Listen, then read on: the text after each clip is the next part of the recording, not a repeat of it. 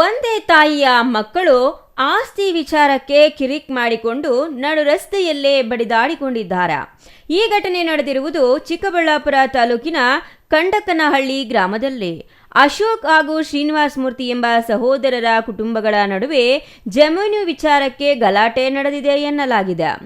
ಈಗಾಗಲೇ ಜಮೀನನ್ನ ವಿಭಾಗ ಮಾಡಿಕೊಂಡಿದ್ರು. ದನಗಳ ಶೆಡ್ಗೆ ಸಂಬಂಧಿಸಿದ 12 ಅಡಿ ಜಾಗದ ವಿಚಾರ ಎರಡೂ ಕುಟುಂಬಗಳ ನಡುವೆ ಪದೇ ಪದೇ ಕಿರಿಕಿಗೆ ಕಾರಣವಾಗುತ್ತಿತ್ತು ಎನ್ನಲಾಗಿದೆ.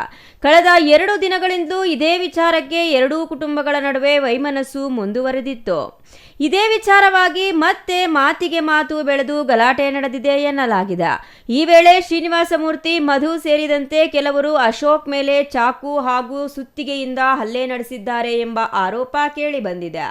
ಚಾಕುವಿನಿಂದ ಮುಖಕ್ಕೆ ಇರಿದು ಸುತ್ತಿಗೆಯಿಂದ ತಲೆಗೆ ಹೊಡೆದು ಕೊಲೆ ಮಾಡಲು ಯತ್ನಿಸಿದ್ದಾರೆ ಎಂಬುದು ಅಶೋಕ್ ಕುಟುಂಬದ ಆರೋಪ.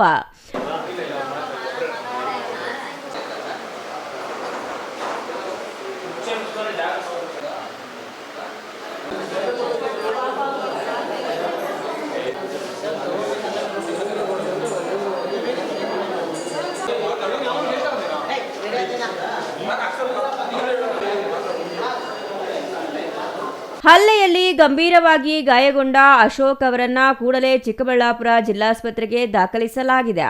ಹಿಂದಿನ ವೈಮನಸ್ಸನ್ನ ಮನಸ್ಸಿನಲ್ಲಿಟ್ಟುಕೊಂಡು ತಮ್ಮ ಮೇಲೆ ಕೊಲೆ ಮಾಡುವ ಉದ್ದೇಶದಿಂದಲೇ ದಾಳಿ ನಡೆಸಲಾಗಿದೆ ಎಂದು ಅಶೋಕ್ ಆರೋಪಿಸಿದ್ದಾರೆ.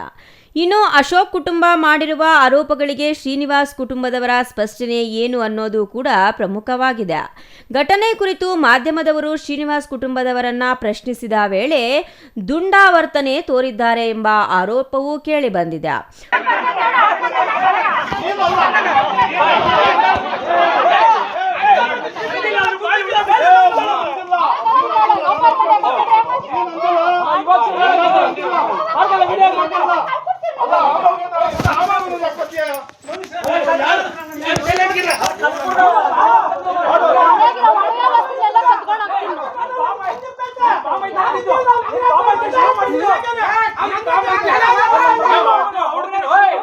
ಯಾರು ಬಂದ್ರೆ ಒಂದ್ ನೋಡ್ತಾರ ಒಂದ್ ಮಾಡ್ತಾವ್ರೆ.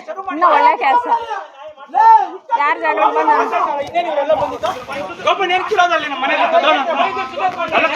ನಾನೇ ಕೊಟ್ಟು ಕೊಡಲ್ಲ ಇಲ್ಲ ನೀನ್ ಕೊಡ್ಬೇಕು ಆಯ್ತಾ. ಅವ್ನು ದುಡ್ಡಿಲ್ಲ ಆಯ್ತಾ, ಅವ್ನು ಇದಂತ ಸರಿ ಹಾಳಾಗೋಗಿ ಅಂತ ದುಡ್ಡು ಕೊಡಕ್ಕೂ ನಾನು ಒಪ್ಕೊಂಡೆ.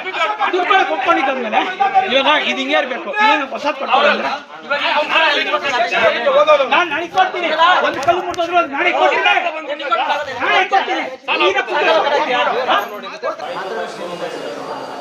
ಚಾಕೋಲ್ ಹೊಡೆದಿದ್ದೀರಂತಲ್ವ ಅಶೋಕ್ ಅವ್ರಿಗೆ? ನೋಡಿದ್ರೆ ನೋಡಿ ಸುಮ್ಮನೆ ಅವಶ್ಯಕತೆ ಇದೆ ಮಾಡಿ ನಾನು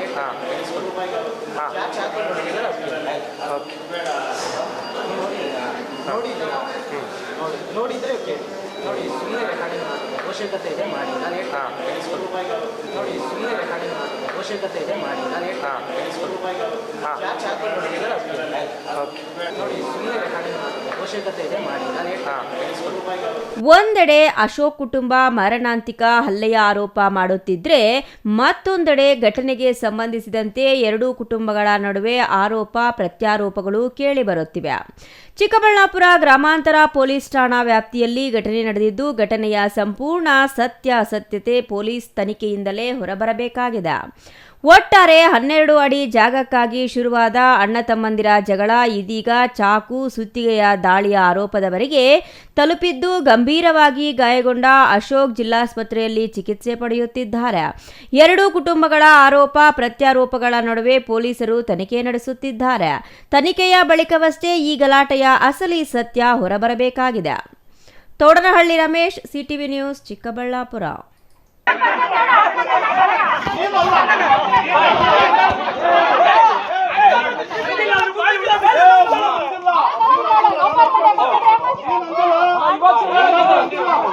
ವಿಡಿಯೋ